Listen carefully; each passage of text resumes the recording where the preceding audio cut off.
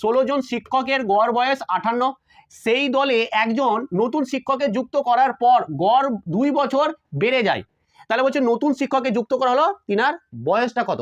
চলো দেখো আমাদের হচ্ছে যে কি ব্যাপারটা ভালো করে বোঝো। আমাদের কতজন ছিল 16 জন, তাহলে 16 জন নিয়ে এলাম, 16 জনের গড় বয়স কত 58, তাহলে আমি এটা 58 ইন্টু করে দিলাম, তাই এটা কি মোট বয়স। এবং আমাদের একজন যুক্ত করা হলো, তাহলে আমি একজনকে যুক্ত করলাম।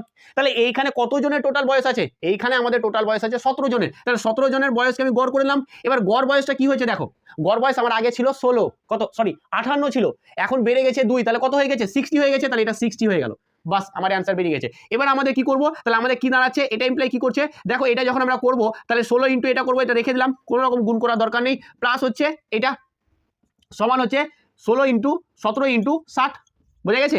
এবার আমি যখন এটা ইমপ্লাই করছি তখন দেখো x সমান হয়ে যাচ্ছে আমাদের, এটা হয়ে গেল 60 ইন্টু 17 মাইনাস হচ্ছে আমাদের 16 গুণিত হচ্ছে যে কি 58।